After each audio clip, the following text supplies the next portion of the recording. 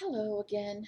I know it's been a long day for me. I don't know about you, but I'm going to walk through our study guide for exam 2 and let you know kind of what I've added, what we're going to do, how we're going to run some things. And as always, what is going to count for your homework credit is the practice at the bottom, which is going to come from the chapter 7.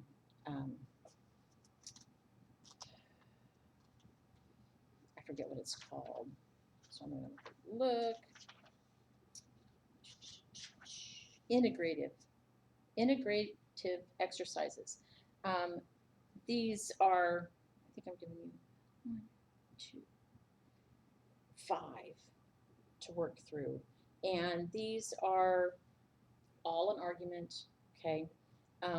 Conclusion, premises, deductive, inductive, run it through the judging thing there. And then where are the fallacies? What kind of fallacy does it have? Okay, that kind of stuff. And I will tell you, all of them that I've chosen do have at least one fallacy. They all are an argument, and you can go the rest from there. Okay, so the study guide, of course, will have 20 matching. A lot of them come from Chapter 7.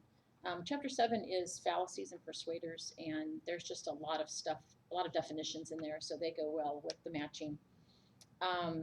Big words, we're adding I forgot, I erased it. Big words, we're adding background information, expert, bias, fake news, objectivity, and fallacies. Okay. A couple of things about the big words. You have to have it just like the glossary does. Okay. If they put something in parentheses, you put something in parentheses. If they use dashes, you use dashes. It used to be a harder thing because I made you memorize these and write them in class. But you can go look them up in the glossary. Everybody should get all 40 points for matching and whatever the number is for big words, 100%, right? Look it up. Make sure you have the right answer. That's not all that hard.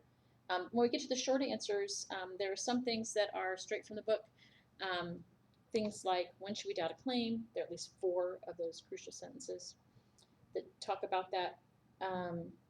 What kind of evidence do we need to accept a claim? What kind of issues should we not expect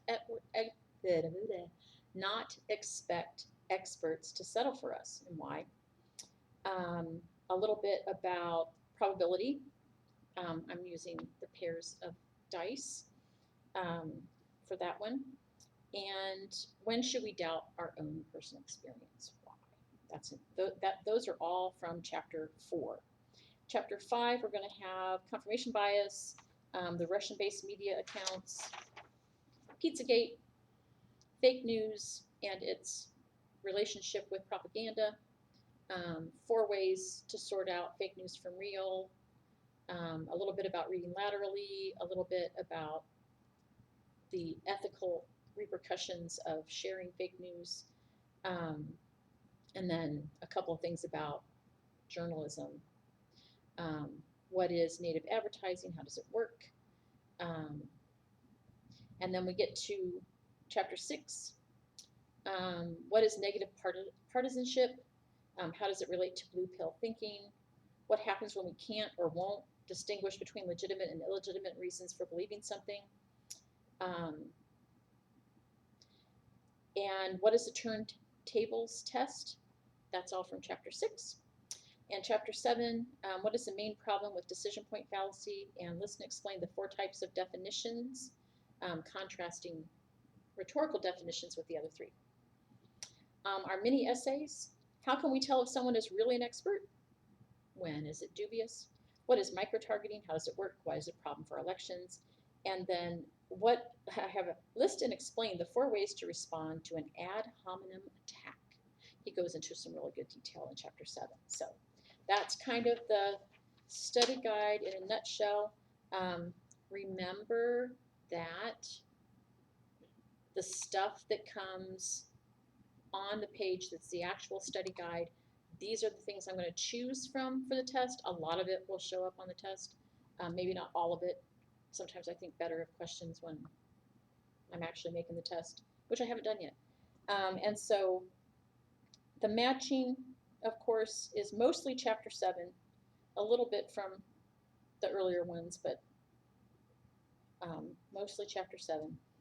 The big words you have, you've seen those on the other videos. I'm getting tired.